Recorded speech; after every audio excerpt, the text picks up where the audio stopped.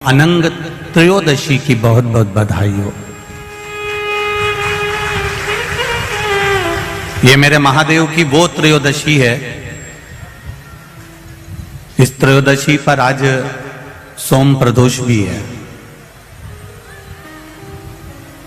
इस त्रयोदशी का मतलब अगर संसार के लोगों को मालूम पड़ जाए, ये केवल साल भर में एक बार आती है। महाराज, वर्ष में केवल एक बार मार्गशीर्ष मास के शुक्ल पक्ष की जो त्रयोदशी होती है, इसको अनंग त्रयोदशी कहते हैं।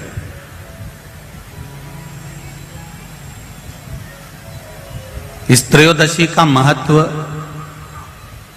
जिसके परिवार में पति पत्नी का झगड़ा होता हो, जहां अदालत तक बात पहुंच गई हो, या बेटियां मायके रह रही हो, पति कहीं दूसरी जगह रह रहा हो, या किसी पति का या पत्नी का स्मरण कहीं दूसरी जगह हो, इस अनंग त्रयोदशी का मात्र स्मरण, इस अनंग त्रयोदशी का मात्र पूजन, पूरे साल भर में आप शंकर भगवान की आराधना करते हो, पर इस अनंग त्रयोदशी की आराधना का फल ही दूसरा है, इसका महत्व ही दूसरा है।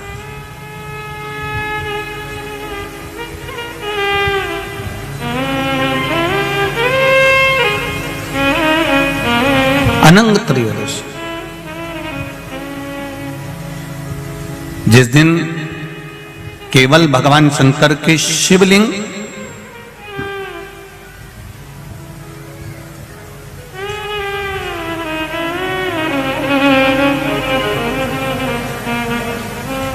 जैसे ये जलाधारी है माता पार्वती जी का हस्तकमल, ये शिवलिंग रखा हुआ है। ये जलाधारी में से पानी बहने का स्थान, बीच में मोटी सी लाइन जहां अशोक सुंदरी विराज रही है, राइट में गणेश जी, लेफ्ट में कार्तिकेय जी, और गोल जो भाग है वो माता जी का हस्तकमल है। और ये जो शिवलिंग रखा हुआ है, ये शिव का स्वरूप है। जहां पर भगवान शंकर का शिवलिंग रखा हुआ है, उस स्थान पर आज अनंग त्रयोदशी के दिन मात्र जिस पति पत्नी का आपस में बैर चल रहा हो, अदालत में झगड़ा चल रहा हो, विवाद चल रहा हो, आपस में प्रेम समाप्त हो गया हो, एक दूसरे का सम्मान करना भूल गए हो, बात बात में झगड़ा करते हो, जरा जरा सी बात में मन मोटाव हो जाता हो, वो केवल एक कच्चे दूध की मात्र उंगली को भिंगाकर अगर जहां शिवलिंग रखा हुआ है वहां पर केवल कामदेव रति शिव और पार्वती का नाम लेकर मात्र उस कच्चे दूध की मात्र उंगली ही फेर देते हैं, तो उन पति पत्नी का जिंदगी में कभी विवाद नहीं हो सकता और कभी गलत मार्ग पर वो जा नहीं सकते। ये अनंग त्रयोदशी की महत्वता है, आज की महत्वता।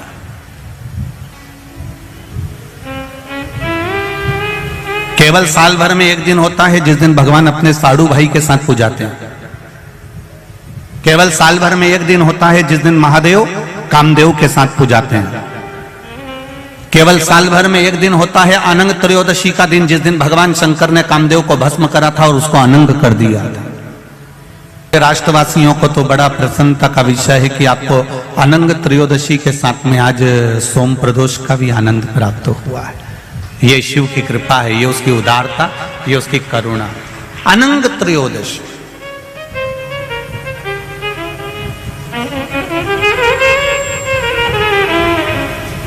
अनंग त्रयोदशी।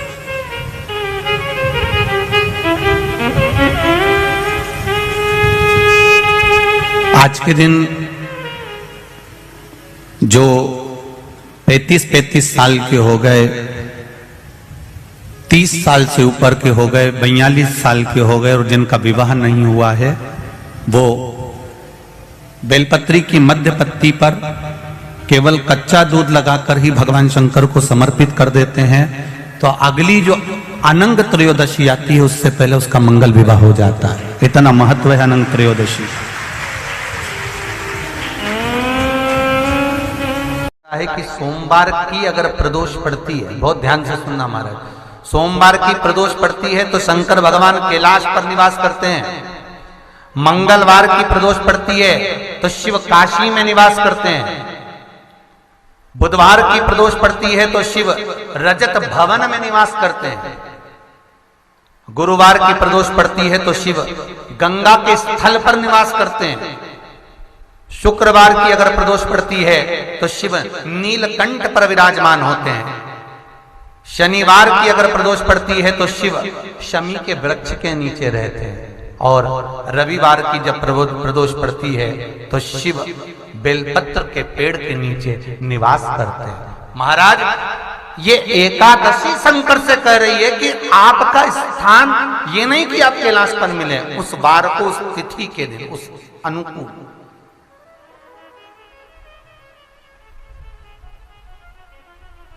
हमारे यहां कहते हैं सोमवार की जो प्रदोष पड़ती है वो इच्छा पूर्ति करती है, मंगलवार की प्रदोष रोग से मुक्ति देती है, बुधवार की प्रदोष कामना की पूर्ति करती है, गुरुवार की प्रदोष शत्रुओं का नाश करती है, शुक्रवार की प्रदोष सुख और शांति देती है, शनिवार की प्रदोष संतान का सुख देती है, और रविवार की प्रदोष जो काम दुनिया में कोई नहीं कर सकता वो अचूक फल की प्राप्ति रविवार की प्रदोष करा देती है। महाराज, ऐसी प्रदोषों का नियम वर्णन किया चाहिए। भगवान कहते ठीक है, तू थोड़ी देर खड़ी हो।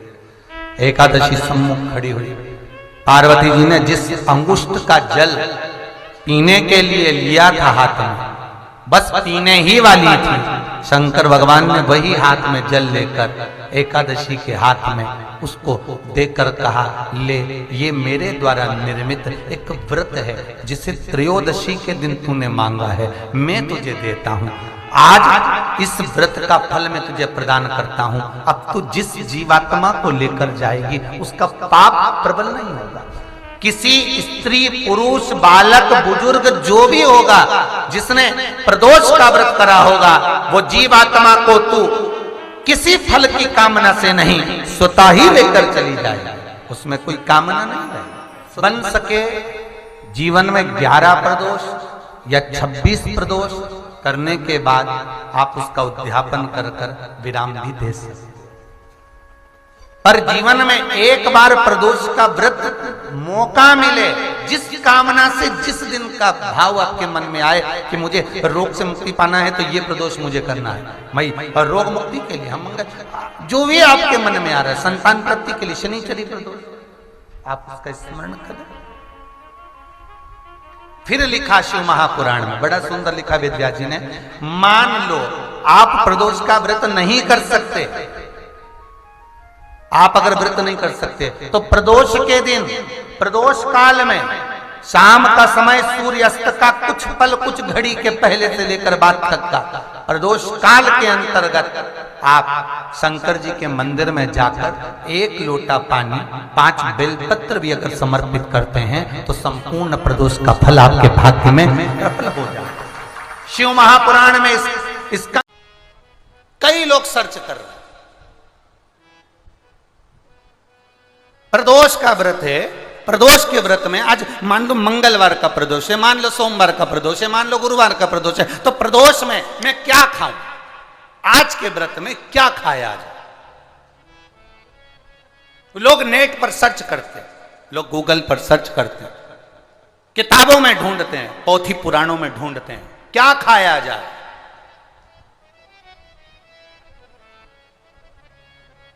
हम क्या खाएं जिससे भगवान हमारे व्रत को स्वीकार करे और हमारे व्रत को स्वीकार करे और हमें दर्शन दे। हम क्या खाएं?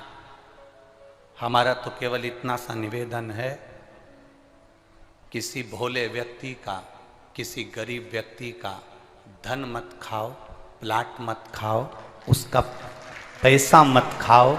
अगर तुमने उसका प्लाट नहीं खाया, उसका पैसा नहीं खाया, उस गरीब व्यक्ति का, उस भोले व्यक्ति को तुमने धोखा देकर कुछ अगर खा लिया तो समझ लो कि भगवान तुम्हें माफ नहीं करेगा। तुम कुछ खाओ चाहे मत खाओ, पर किसी सीधे, किसी भोले और किसी गरीब व्यक्ति का हक मत खाओ, तुम्हें व्रत का फल मिल जाए, तुम्हें व्रत का फल प्राप्त हो जाएगा। शिव और भगवान श्री हरि, हर और हरि, इन दोनों की कथा कर रही है, हरि और हर की कथा वर्णन कर रही है। और हर और हरि की कथा कर रही है कि अकेले यदि कुछ ना कर सको तो सबका सानिध्य, सबका साथ। जब आप सबका साथ लेकर अगर कोई कार्य करोगे तो उसमें सफलता जरूर मिलेगी। पर व्यक्ति के जीवन में लगता क्या है, ये दुकान मैं चला रहा हूं, ये कथा मैं करा रहा हूं, ये घर मैंने बनाया, ये आश्रम को मैं चला रहा हूं, गाड़ी में लाया, काम मैं कर रहा हूं। मान लो यदि मैं एक दिन भी आश्रम में नहीं आऊं या एक दिन भी दुकान पर ना जाऊं या एक दिन भी मैं काम ना करूं तो कोई काम होगा ही नहीं। ये आपकी गलतफहमी है। आप हो तो लोग आपको गिन रहे हैं, नहीं होगे तो कोई गिनेगा। मैं गाड़ी लाया ये संबोधन नहीं है, बल्कि ये कहो कि परिवार वालों की एकता, सबका साथ हमारे साथ था। तो बाबा देव अधिदेव महादेव ने ये 5 दिन की शिव महापुराण की कथा सुनने का मौका दिया। मैंने और मेरा नहीं है कुछ, मेरा आपकी कृपा से सब काम हो रहा है, भोले आपकी कृपा से सब काम हो रहा है। ये मेरा या मेरा है या मैंने करा है या मैं कर रहा हूं, ये प्रसंग नहीं है। घर बनाया तो घर में जितने सदस्य है, पत्नी है तो उसके भाग्य का भी धन आया, बेटा है तो उसके भाग्य का भी धन आया, बेटी है तो उसके भाग्य का भी धन आया, घर में सास ससुर रह रहे हैं तो उनके भी भाग्य का धन आया, भाई रह रहा है तो उनके भी भाग्य का धन आया, सबके भाग्य का धन आया, तब जाकर ये कार्य पूर्ण हुआ। किसी एक के बस का नहीं है, सबका साथ।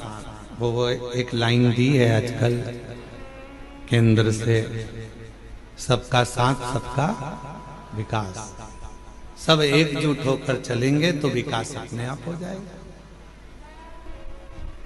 अब आपकी एकजुटता तो बनती नहीं है। बड़े भाई को लगता है कि मैं कर रहा हूं, छोटे भाई को लगता है मैं कर रहा हूं, मंझले को लगता है मैं कर रहा हूं, बड़ी भाभी को लगता है मैं कर रहा हूं, छोटी को लगता है मैं कर रहा हूं, बीच को लगे मैं कर रहा हूं। कोई नहीं कर रहा, करने वाला तो कोई दूसरा है। जिस दिन इस तन पिंजरे से ये श्वास रूपी पक्षी उड़ जाएगा, तब समझ में आएगा कि करने वाला तो कोई और था, हम तो केवल एक निमित्त थे। हम केवल एक निमित्त है। श्वास चल रही है, वो चला रहा है। आप कितना भी प्रयास कर लो, कुबेरेश्वर धाम आप ऐसे जा ही नहीं सकते। एड़ी से चोटी तक का दम लगा लेना तो भी कुबेरेश्वर धाम नहीं पहुंच सकते। सारे ज्योतिर्लिंग चले जाओगे, सारे तीर्थ चले जाओगे, बार बार वृंदावन घूम आओगे, बार बार काशी घूम आओगे, बार बार आप उज्जैनी घूम आओगे, बार बार आप सब दूर घूम कर आ जाओगे, चाहे हजारों बार नर्मदा नहालोगे, गंगा नहालोगे, पर कुबेरेश्वर धाम नहीं पहुंच पाओगे। कब तक?